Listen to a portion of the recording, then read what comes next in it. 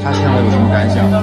杀青了就是有一点不舍。不舍，那你留下来呀。今天不走了，真的。哦，今天又可以换个玩。对。哈哈。哇塞！如果你每日都挂着孤独，就抚摸，让你冰山化成湖。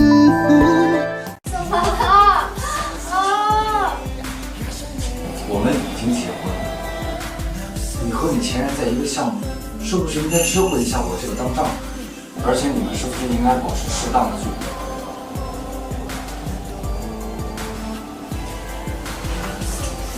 这样算适当吗？干嘛？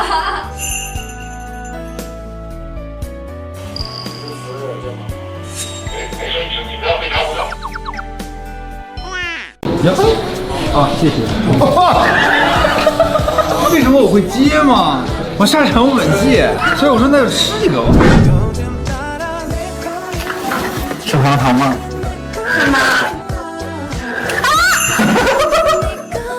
糖！好了吧？一点都不好玩。你干嘛呢？人那边那边。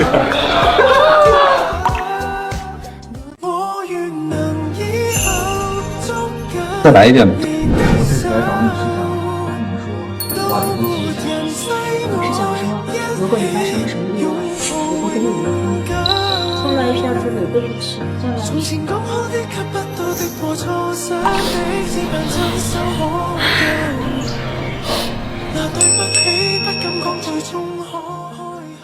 你也能爱我？那你爱我吗？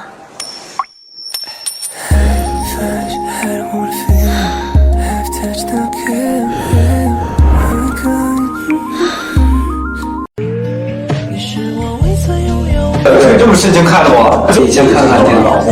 你的照可以的，可以的。非常好。不看书，先看看账。你是我朝夕相伴，触手可及的虚拟，陪着我像纸笔，像自己，像雨滴，看着我追呀追呀追。我这次来找你，是想说，离婚协议我已经签好了。你什么意思？接到命令要去镇中。那郑州很吓人的，我们也很清楚，郑州很吓人。因为要上战场，是如果我有什么意外的话，我不想拖累你，在灾难和生死面前，我不做一个骄傲的人了，我把我的心里话跟你说出来。你什么意思？要离婚痛痛快快的行不行？你要早签好字，我们早就一拍两散了。你又何必再调来江城？再来，早点签了字，我们现在已经一拍两散了。你又何必调来江城？将来是要说对不起，就是。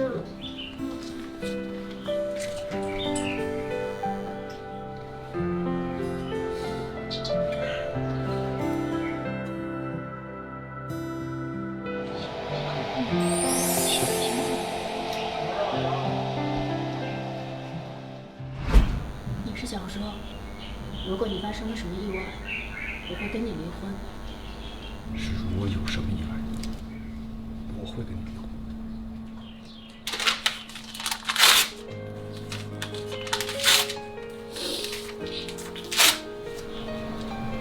徐华，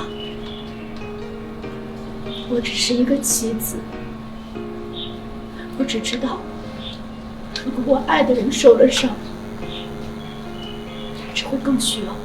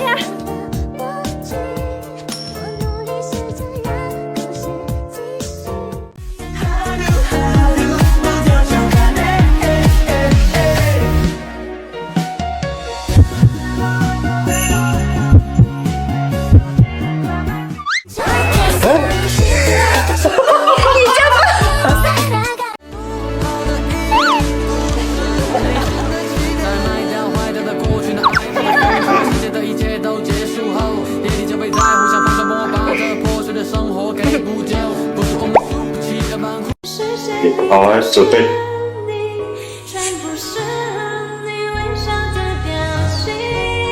好，很好，很好。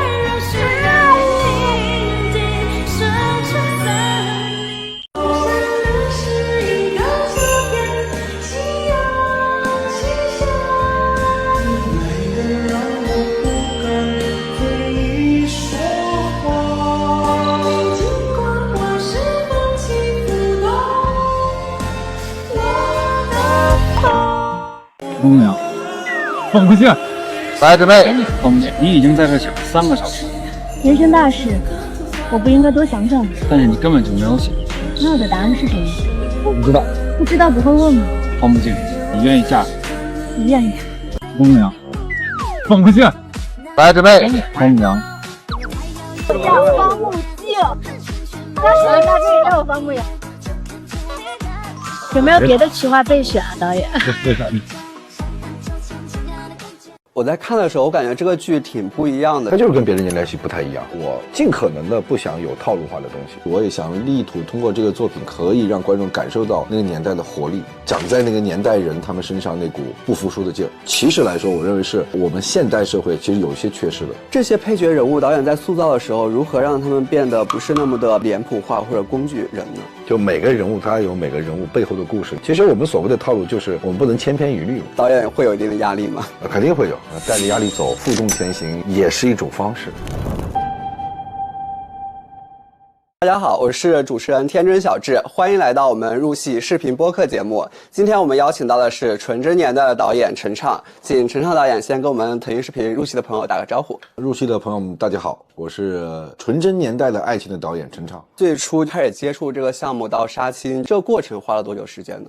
哇，一个戏基本上都是半年，从前期筹备到拍摄到后期都得有半年的时间。那其实大家都知道，一个剧本其实是最基础也是最重要的嘛。那在剧本制作的过程中有哪些，比如说一些调整嘛？那肯定会有大家的一些沟通。因为毕竟其实那个年代我们都没有经历过，虽然我也是那个年代出生了，70年代，但是咱们都没有经历过，会有一些比如说讨论，然后在拍摄前期我们去看景的时候，因为场景的问题也会有一些剧本上面相应的一些做调整和改动，所以这个都是拍摄前期要做的一些功课。作为导演来说，在这个筹备的过程和制作过程中，主要经历哪些重要的阶段呢？以我个人来说的话，首先是剧本会，我们基本上我个人会保障有1个月的前期的剧本会，跟编剧老师啊，跟制片方啊，跟美术，跟 casting， 跟所有的后面的相关拍摄的部门进行沟通，所以这个是一个必备的前期准备的，包括美术调性汇报、摄影调性汇报、灯光的调性、视效的调性，这些都是常规的一些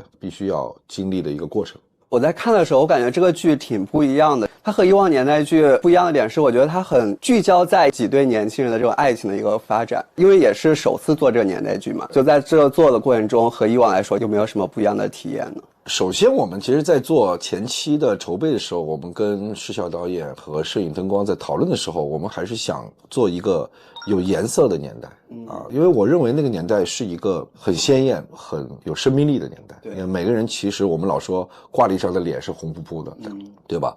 我们说油桶是绿的我们说青年装是蓝色的，那个时候的风，那时候是暖阳，那时候天很透，包括红旗招展那是一个非常有颜色的年代，所以我也想力图通过这个作品，可以让观众感受到那个年代的活力，长在那个年代人他们身上那股不服输的劲儿。您说的这个年代，其实我不知道理解对不对，它也不只是这个表象的这个颜色的一个象征，是不是？看到这些每个人都是非常有一个生命力，生命力，为了一个目标执着，那股倔劲儿，其实来说，我认为是我们现代社会其实有一些缺失的。对，尤其是在现在来说，大家每天可能被现实压着的感觉。是的，因为其实相对于现在来说，那是一个物资相对匮乏的一个年代，所以每个人的欲望并不是那么的多，或者他们的幸福感来得很足他们得到一点，他们就会非常幸福感。所以反而我个人认为，可能现在我们得到的东西太多了，我们的欲望沟壑越来越深的时候，我们会不停的需要所谓的满足感，不停的需要去达到我们某一个要求。那个时候的人，可能我这一辈子我就冲着那个目标在前进。我觉得以往在看年代剧的时候，感觉它或多或少会带着有一点那种，比如说悲剧的氛围，或者说催泪的感觉。但我看这部剧其实很少这部分。对，当时咱们做这部剧的时候是怎么样想的呢？其实本身我也是一个比较喜欢喜感的做喜剧的一个导演嘛，然后我也会把曾经的这些喜剧的经验带到这里边去，因为我刚刚也说那是一个有颜色有生命力的，那当然里边我认为它展现这种生命力的情节会比较多。本身它也并不是一个讲述苦难的故事，它是一个两个年轻人通过爱情，然后他们各自去完成自己心中梦想的一个故事，所以它的整体的调性会比较轻松，比较活泼。以往在看年代剧的时候，它可能会更多，比如说截取一长段的一个时代背景，去展现比如说一家人的命运变迁，或者说一些群像之间的感情。但其实我们看完之后会发现，这个剧更多是聚焦在刚刚说的这几对年轻人的爱情上面。其实这也算是一种创新尝试，一种新的拍年代剧的手法，或者说这个表达情感的手法。这种创新导演在当时最开始做的时候，大家有讨论或者担心吗？首先没什么可担心的，因为我接这个戏就是因为它跟别的年代戏不一样，不太一样。对，因为我们接到这个本子，我就是喜欢这样的本子，我感觉它就是跟别的年代戏不太一样，那我也想尝试一下，而且它本身跟我的拍剧的这种我喜欢的题材，我喜欢的这种爱情戏啊，很符合。现在大家来说聊起爱情可能会更现实，觉得需要从爱情里面获得点什么，通过这部剧能让现代年轻人获得怎样的一个治愈呢？我是感觉那个年代，其实我们去翻开那个年代，或者说打开这个剧的时候，我自己在拍的时候我也在想，因为没有那么多外在的现代社会的那种各方面的吸引吧，就是比如说我们说手机也好，没有那么多的外来的一些欲望，然后他们其实我个人感觉陪伴吧，真正的相守一辈子是他们自己做家具，自己打着结婚的用品，他们在他们的生命旅程中互相为对方织着毛衣，你为我打着家具，这些其实都是加重了人与人之间的沟通协作。而我们当然现代人他得到的媒介更多更容易，所以其实忽略了人跟人之间这种相守的东西。所以我感觉还是真正的爱情其实是需要相伴的，需要常在一起的。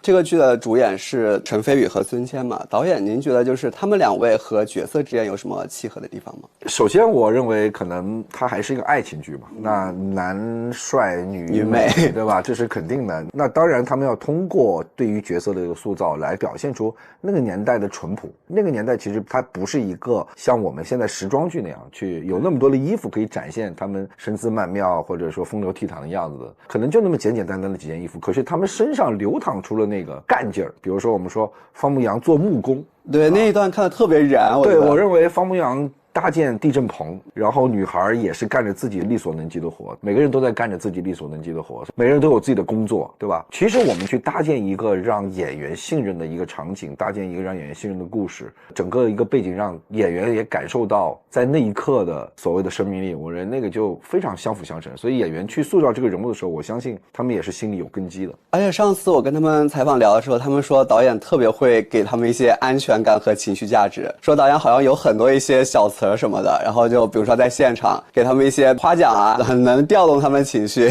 对，因为其实都是探讨吧，我认为两个演员也都是比较有经验的一些成熟演员了，所以他们也会有他们的想法。因为我也是第一次拍年代戏，对他们两个其实还真是有过拍年代戏的经验的，所以有的时候也互相取经比如说有一些戏可能我们认为在台词上面过于直白了，那 OK 我们在想去是否能做一个留白的处理，我们去幻化一个处理，然后依然可以达到剧本要求的那个情境跟氛围。我觉得这个很多东西也是一个共同去创作的一个过程。对，我觉得另一对就让我当时很惊讶的是姐姐姐夫那一对，我感觉他们是承担了整部剧的一个尺度的担当，就有很多一些比如说吻戏啊什么的会非常激烈，当时导演是怎么样想的呢？首先剧本赋予你的这两个人他是非常拉扯的一对人，所谓的拉扯就是他们本身每个人都有自己的目的，两个人从感情的建立就暗含着自己的目的，所以在爱与不爱之间他们塑造了这两个人物，在爱与不爱之间他们徘徊了那么多场，最终还是爱情战胜了一切，对吧？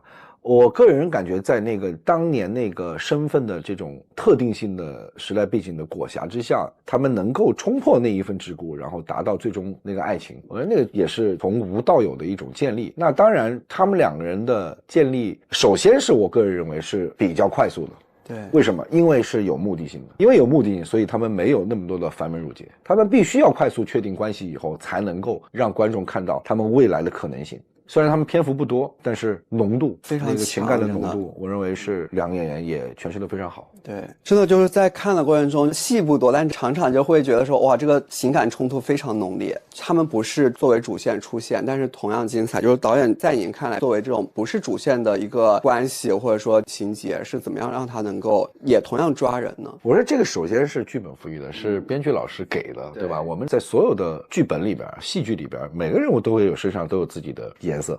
那每一抹颜色，他们呈现的方式都是不一样的。每组人物是剧本赋予他们不同的属性，所以他们表现出来的肯定是不一样的。其实聊到这次，就是郭晓婷和王天成他们是一个2搭合作嘛，最近已经释放出了一些片段，其实大家也磕得非常厉害。作为这2位演员在2搭呈现他们的这个角色关系上面，有什么惊喜的地方吗？我说特别好，这个就叫熟人好办事。对，因为他们熟，我认为演员跟角色的匹配度，比如说郭晓婷。他原来是读女中的，然后他喜欢诗歌，这人本身又很文静，他的形象跟方慕静如此的契合，天然的符合。对，这当时我们定他的时候，后来我又跟他见面了，哇，我说这个就是命定之人，天定之选。王天成呢，身上自带着那个叫高干文，是这个吗？我跟你说，一开始高干都谈不上，叫司令家的孩子，军人。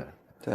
他刚来的时候，我说句实话，因为他刚演完一个红军，他身上是带着这个将门之风来了，你知道吗？将门之后，我说你还稍稍别那么，你还得真收一点，收一点还得。我说你是个医生，你高高低给我斯文一点。但是呢，这个呢，就是因为他跟小婷也比较熟，他们私底下做了很多功课，所以在前期我让你身上的武风要收一点，你的文采要出来一点，其实也是磨合了一段时间的。因为他们2人，我说熟人好办事，所以他们2人不用经过太多的磨合，2个人从陌生到相识，他们本身是相识了，所以也比较了解彼此，那个进度也很快。经过了几次拍摄以后，我认为其实就比较达到了我们的要求。当然，我说王天成身上的那个武将的感觉，其实或多或少也是对这个角色有帮助的。他在这个剧中也表现出了一种一开始也有控制欲。对啊，那强烈的控制欲，对那个控制感，我认为本身也是带有一定的掌控性的。就是因为他们呈现的毕竟是70年代的这种男女之间的恋爱嘛，还原那个年代背景下的爱情，最重要要抓住的核心的点是什么呢？和现在的这种情感或者说不一样的地方，它最珍贵的地方。没有，其实我真的认为，其实情感都是一样的，共通的。从古代到年代到现代，你是海誓山盟，你是男欢女爱。对吧？你是离经叛道，你是人走茶凉，我认为那种情感都是一样的。所谓的规矩也好，社会属性也好，时代背景也好，其实它都是外在的。你喜欢它，你就是喜欢它，这是藏不住的。最真实的情感输出。对，所以我个人认为，就是真情实感加上合理性，就是所有的情感的表达。那个年代有那个年代的规定有它的规矩。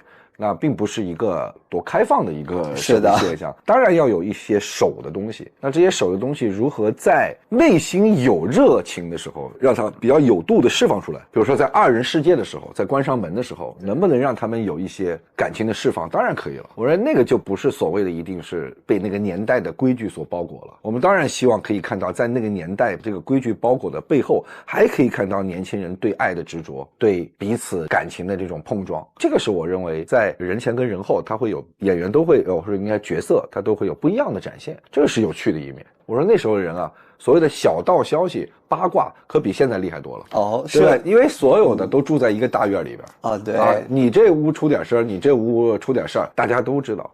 都是在口口相传其实那个时候的人的语言能力，人的那种八卦心是一样的。对，所以就是我记得他们剧中有个情节，就是小两口为了证明他们是在一起，当时后来就那个事情就传遍了，大家就看个热闹，大家都知道哇，这小两口是玩真的了，是吧？对，是。当时那个情节就觉得哇特别有意思，而且很生动。所以这就是我说无所谓在哪个规定情境里边，只要是合理性的去展现男女的情感。哪怕是我们去运用时代的规定，这都是对戏剧有加分的。包括我们还有，你刚刚有问题，你说那个有没有一些现代词会不会有点过分？我们有一场戏就是磕到了，我想了半天，想完以后，我感觉也很正常，因为就是磕到腿了嘛。啊，那观众可以理解哦，有点这个意思，对。本来是说的这个磕到腿，然后但是其实大家会有觉得说有点磕到，对，因为那本身那个场景也很甜，对。然后旁边第三个人物啪一磕，哎呀，疼磕到了。我说那个都是把现代的一些用词放到当年的戏里边，反而我感觉第一没有很大冒犯，第二个我认为它跟情境相符，很有意思。我也是年代剧的爱好者，看以往的年代剧，就比如说讲述那个男女之间的一段感情，就是更多感觉像在看爸妈的那种恋爱的感觉。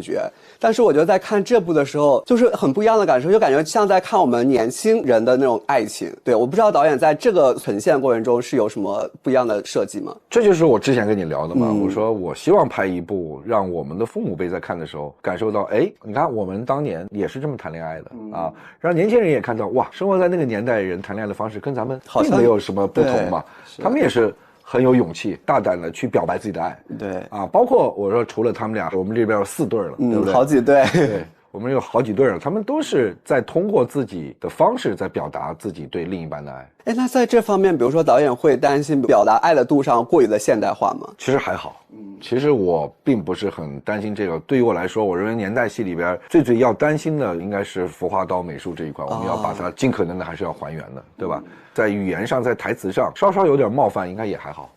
对，确实能让大家看到完全很不一样的一个新鲜的这个东西。剧中还有很多配角人物，比如说冯凌还有林一，这些配角人物导演在塑造的时候，如何让他们变得不是那么的，比如说脸谱化或者工具人呢？这个就是刚才我说的，我说那个4对，其余的3对也好，包括冯凌也好，就是这些其实我认为还是剧本给予的。对我自己个人来说，我尽可能的不想有套路化的东西。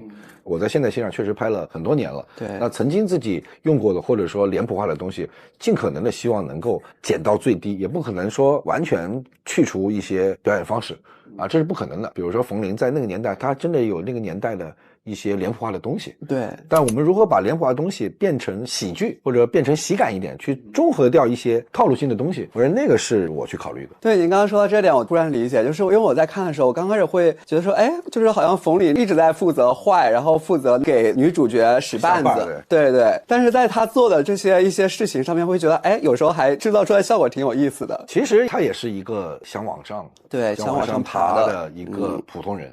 对吧？所以他身上也有他的灰度，包括他也有他的情史啊，他有一个男朋友，最后也是因为他往下走了，然后被舍弃了。所以每个人其实都会有他们的背景，那这些背景塑造了他们可以不套路，他们可以自己的这种心路的。其实我们所谓的套路就是我们不能千篇一律嘛。对，就每个人物他有每个人物背后的故事，那这些背后的故事，这些人物画像奠定了他在这个剧本中呈现的方式和表现喜怒哀乐的方式。比如说冯凌，比如说林一刚刚说的那些就是配角，他们的最后的人生的起落都会有。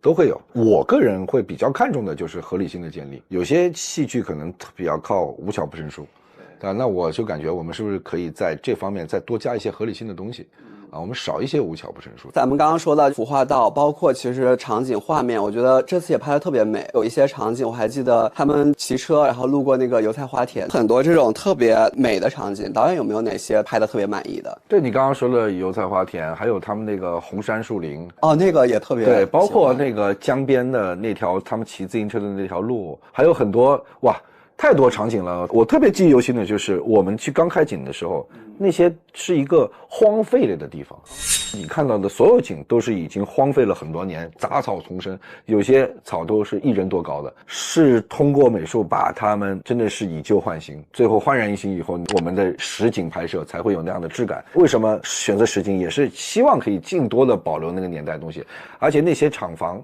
那些我们找到的地方真的是在50、60年代建好的。哦，就是在一个原来可能已经废弃的地方重新去把那些房间复原，其实它是一个复原的过程，我们并没有重建它，是复原它，把里边的院子清扫干净。当然除了那个 L 型的那个楼嘛，后来有个宿舍楼是直接又重新搭建了，跟那个老楼连在了一起，做了一个费尼家的院子。这些过程花了多久时间呢？美术应该是提前1年进入。哦，对，美术提前1年，比我还要早，相当于要花一个很多的一个前期准备。是的。我还记忆犹新的就是那个费尼那个宿舍的天台，那个天台是完全我们自己搭建的。当我们看到它背面的那个像法国南部一样，哇，就是那个整个那个景观，你可以看到在那个年代没有那么多的城市建筑的时候，那个自然风光是多么的吸引人。包括红杉树林，包括油菜花田，它其实周边没有那么多的现代建筑物。真的，你身处其中的时候，你会感受到那个年代其实所谓的我们说本味，它的原味有多好。上次跟2位主演聊的时候，他们也说，在那个天台上面，就他们可能比如说在等戏的时候都不舍得下去，坐在那感受的那个美景，也凉快，对，也凉快，所以是在拍摄比较夏天热的时候拍摄的是吗？对，很热，非常热。但看着那些景，哇，真的感觉能让人静下心来的感觉，真的叫心旷神怡。我记得还有一场特别浪漫的戏，就是他们在房间里面，方牧阳给他拿回来组装的那个胶片机，两个人在那窝在被窝里面听，然后那个灯光打得特别美。对，那个确实是值得一聊的东西。因为我们在那个年代也没有那么多绚丽的灯光，也没有任何可以让你辅助的道具，让这个简单的一个出租屋里边变得漂亮。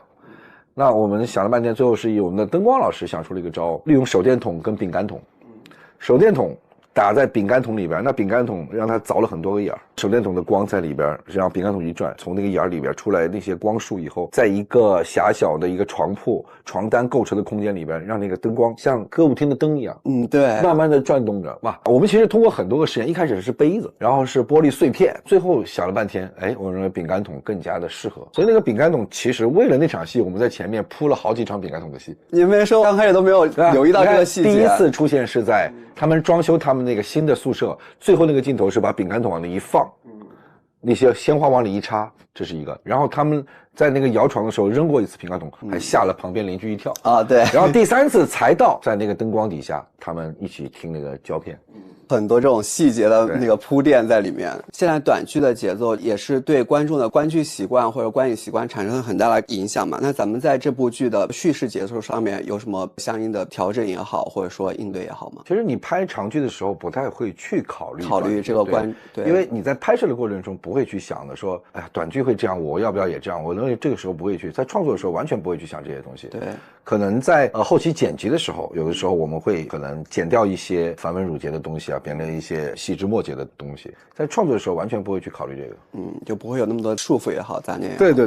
对，这部剧确实看的时候，我觉得节奏非常强，不会觉得说看得很拖沓，或者说怎么样，就是情节特别抓人。对，它其实没有特别大的历史事件，或者说没有特别大的起承转合，但是我感觉观众能够看下去，真的是这两个人的感情从无到有，其实就像涓涓细流一样。细水长流的感觉，他们每个人物的情感的进化，或者说他们对爱情的这些理解，也是随着剧中的事件慢慢的在变化的。所以那个节奏，我个人认为虽然不快，但它很舒服。对，特别舒服，就很治愈。看的过程中，这部剧其实马上应该就在过年期间跟大家见面嘛。作为导演来说，现在心情怎么样？那肯定很激动，也特别期待他能够快速的跟观众见面。作为导演来说，期待他有个好成绩。因为其实前部作品《许我耀眼》成为爆款嘛，那这是许我耀眼之后的首部跟大家见面的作品，导演会有一定的压力吗？肯定会有。其实不光这一部，我刚拍完的那一部也会有。人物压力轻飘飘嘛，那带着压力走，负重前行，应该也是一种方式，也是一种给自己打气的方式。期待这部剧取得一个非常好的成绩。